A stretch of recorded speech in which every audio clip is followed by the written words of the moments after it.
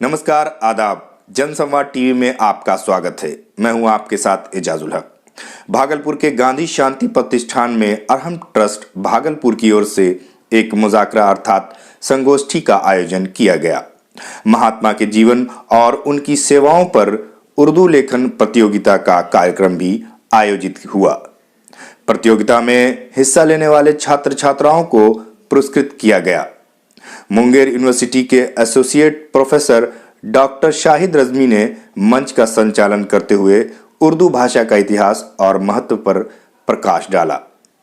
वहीं जयप्रकाश यूनिवर्सिटी छपरा के कुलपति डॉक्टर फारूक अली ने कहा कि उर्दू जबान की रवानी रुकने वाली नहीं। पेश है हमारे संवाददाता सज्जाद खान की एक रिपोर्ट।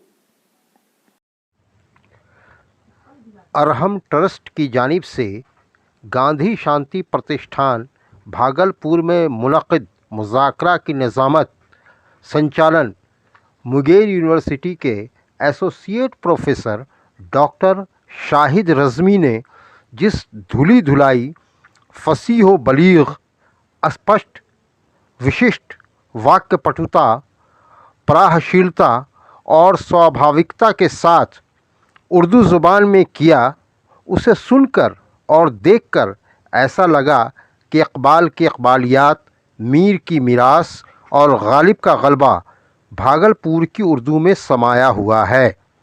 डॉक्टर लुत्फ़ुर्रहमान, डॉक्टर शादाब रज़ी और डॉक्टर मुनाज़िर आशिक़ हरगानवी के बाद डॉक्टर शाहिद रज़मी जिस तरह से उर्दू की विरासत को लेकर आगे बढ़ रहे हैं, उसने अरहम ट्रस्ट की महफ़िल को तवारीख़ी ऐतिहासिक बना दिया है। तभी तो जयप्रकाश यूनिवर्सिटी छपरा के vice chancellor doctor Farooq Ali जोश में ये कह उठे कि लाख रुकावटें खड़ी कर लो, उर्दू ज़बान की रवानी अर्थात प्रवाह रुकने वाला नहीं है। उन्होंने ट्रस्ट के चेयरमैन रिजवान खान की कोशिशों को भी तारीफ़ की। इस मौका पर तहरीरी मुसाबका यानी लेखन प्रतियोगिता में जिन्हें इनाम मिला, उनमें बच्चियों की तादाद संख्या ज़्यादा थी। इसलिए बच्चियों की हौसला अफजाई करते हुए साबिक़ शोबा सदर उर्दू डॉक्टर शीरी ज़ुबा खानम ने ये पैगाम संदेश दिया कि लड़कियों की शादी करें लेकिन उसकी तालीम न रोकें, क्योंकि तालीम जहन की तारीकी, मन के अंधकार को दूर करके मुस्तकबिल की राहें रोशन, भविष्य के पथ को प्रकाशमान बनाती है। इस मौका पर राजस्थान के मौलाना आज़ाद यूनिवर्सिटी जोधपुर से तशरीफ़ लाए प्रोफेसर अज़ीज़ुल्लाह शेरवानी ने कहा कि इस प्रोग्राम का पैगाम बैनुल अक़वामी अंतर्राष्ट्रीय सतह पर फैलता चला जाएगा।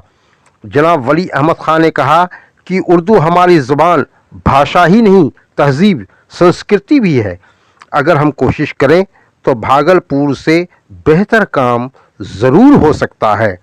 इस इनामी जलसा में समाजी खिदमतगार राम शरण जी, डॉक्टर हबीब मुर्शिद ख़ां, ऐनुल हुदा लड्डू, मिंटू कलाकार, शहनवाज़ वारसी, दाऊद अली, उदय जी, फारूक आलम, वासुदेव भाई, महबूब आलम, संजय कुमार वगैरह मौजूद थे।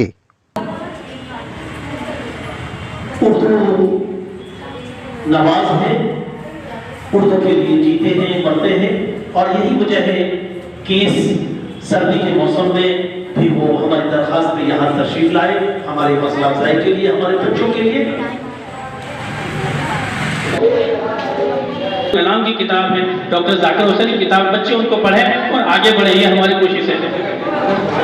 हमारे पब्लिशर्स ने ये कहना शुरू कर दिए हैं, एजुकेशनल वाले, कि भाई सब किताबें मत छपाइए, आप रीडर्स पैदा कीजिए, पढ़ने वाले तबका पैदा कीजिए। जिन रिसाला वालों से बात की, वो कहते साहब हमारे पास पैसे नहीं, मैं रिसाला कैसे निकालूं, बोले पढ़ने वाले नहीं है। तो जब पढ़ने वाले होंगे तो खरीदने वाले होंगे। हमारी ये जो मुहिम, हमारी ये कोशिश है, हमारी ये नई नस्ल पढ़ने वाली बने। बिहार के लिए ये कहा जाता है कि वहाँ घर घर उर्दू बोली जाती है, वहाँ की ज़बान दूसरी ज़बान की हैसियत से इस्तेमाल होती है। वहाँ की सरकारी जो तंजीमें हैं वो भी उर्दू के लिए बड़ी मेहनत कर रही हैं और उर्दू का एक आम इलाज। करें और हमारी हौसला अफजाई करें, क्योंकि बात हमेशा उर्दू पे जब भी बात होती है तो हम दूसरे पे तकिया करते हैं, दूसरे पर हम दूसरे के कांधा तलाश करते हैं कि सरकारें ये नहीं करती है, तंजीमें ये नहीं करती है, डायरेक्टरेट ये नहीं करती है, इदारे कादियां ये नहीं करती हैं। लेकिन हमारा इंडिया है, हमारा मकसद है कि हमारी क्या जिम्मेदारी जज्बा रखते हैं तो वो फारूक अली हैं। और आंखों से इंतजामिया से आंखों से आके मिलाकर बात करने का अगर हुनर जानते हैं तो उसका नाम डॉक्टर फारूक अली है। सुनने की जरूरत है, तकरीरें तो बराबर होती है। आप जहां भी देखिए इतना चिल्ला चिल्ला के तकरीर करेंगे, 1 बजे रात में तकरीर करेंगे, 3 बजे भोर में तकरीर करेंगे, कौन सुन रहा है क्या सुन रहा है वो समझ में नहीं आता, लेकिन इतना चिल्लाएंगे और अमलन कहीं कुछ नहीं। गाजी तकरीर है और अमलन 0 0 तो हमको जो अमल करने की कोशिश रिजवान भाई कर रहे हैं, पिछले 30 साल से हम लोग जुड़े हुए हैं, ये समझने की जरूरत है। मुल्क को आजाद हुए 75 साल से ज्यादा हो रहे, अमृत महोत्सव मना रहे हैं। इन 75 सालों से उस कोर को धोते रहेंगे या उसको अच्छी मोड़ देंगे। लेकिन हमारे मुल्क में ऐसे लोगों की कमी नहीं है जो माजी में ही जीते, भूतकाल में जीते, पास्ट में। और कुछ हमारे ऐसे शख्सियत है जो मुस्तकबिल में जीते, फ्यूचर में। प्रेजेंट जो है, वर्तमान जो मौजूदा है, तो उस पर तवज्जो ही नहीं। और उसकी वाहिद वजह मुल्क की तकसीम होना। और तब से जो इसकी ब्रांडिंग हुई कि जब हम जंगे आज़ादी चल रहा था, आप जब से भी जोड़िए, 1857 से भी जोड़िए, 1957 से, जिससे भी जोड़िए आप, 1757 जोड़िए, 1857 जोड़िए, 1942 से जोड़िए, 1947 में लेके जाइए, तो उसमें हुकूमत की जबान और उसकी लिपि उर्दू की, जो कहते हैं निस्बत से। सुनो बच्चे, सुनो भाई, उर्दू पर जो होता है जुर्म निस्बत से कि लोग उर्दू को मुसलमान समझ बैठे हैं, लोग उर्दू को मुसलमान समझ बैठे हैं। अब हमको कहता है पढ़िए, अब बोले तो फारसी में लिखा हुआ है, ये अरबी में लिखा हुआ है, तो बोले आप नहीं जानते हैं फारूक नाम है। अरे कहाँ लिखा है फारूक नाम है, तो हम उर्दू पढ़े, हम अंग्रेजी नहीं पढ़ सकते। क्यों उससे जोड़ रहे हो हमें?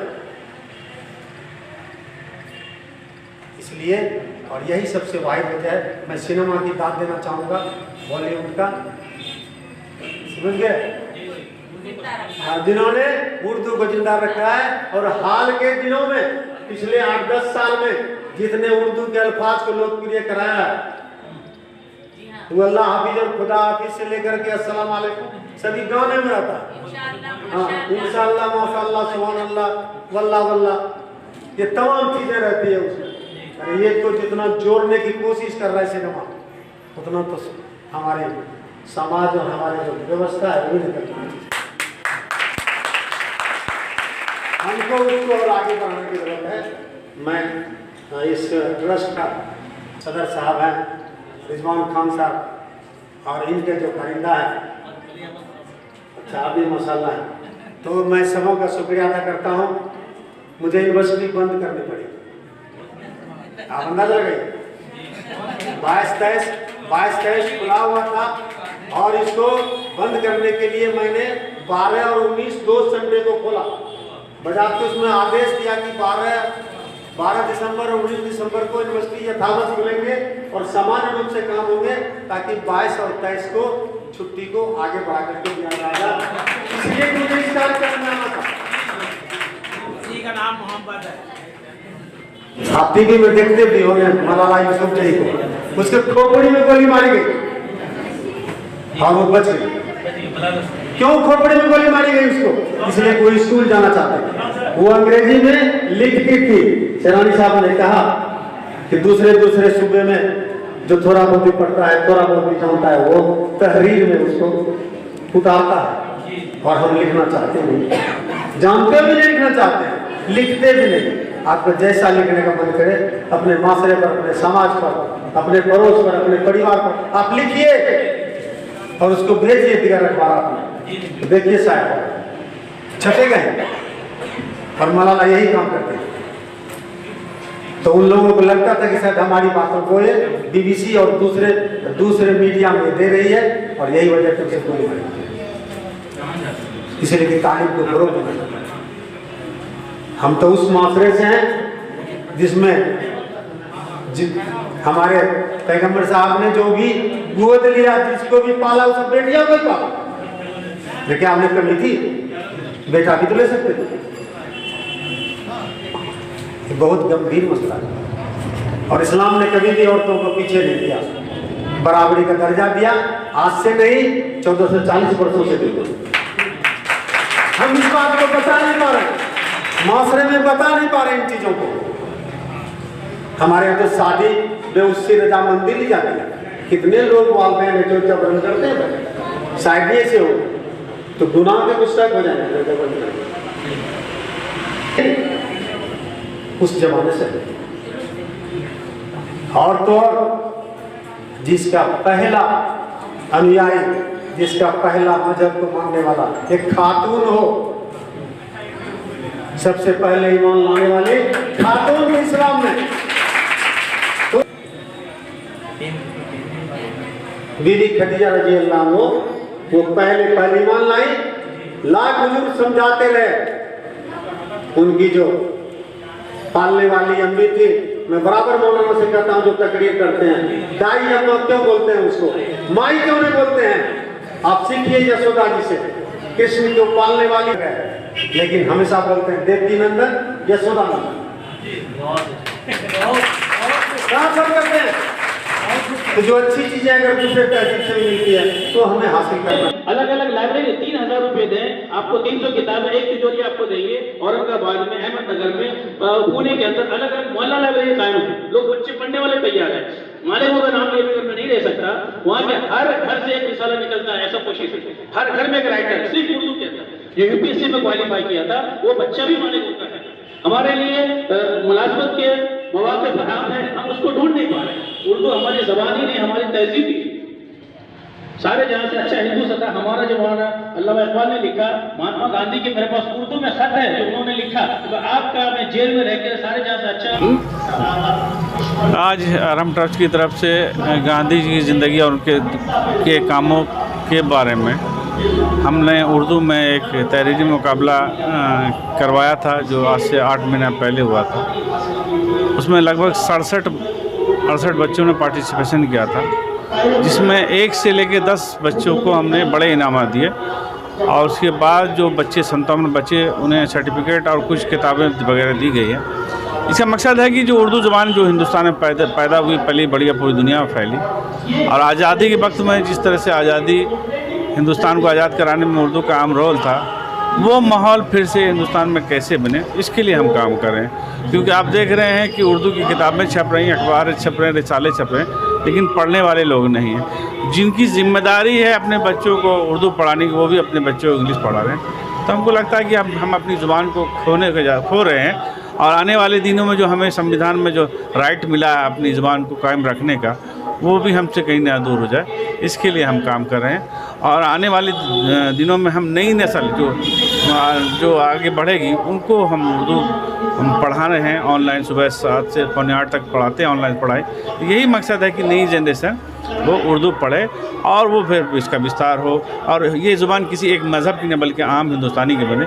इसके लिए हम एक मिशन है जिसको हम लगातार आगे चलाते रहेंगे। और ये प्रोग्राम हर साल में एक बार इससे भी बेहतर हम करने की कोशिश करेंगे, कि ताकि दूसरे नए बच्चे भी, उनको भी लगे कि हम अगर गांधी की ज़िंदगी में उर्दू में लिखते हैं तो हमें भी नमाज से नवाजा जाएगा। क्योंकि अब आपके पास दूसरा कोई तरीका नहीं है जिसके लोगों को उर्दू की तरफ राग़िब कर सके। बहुत बहुत शुक्रिया।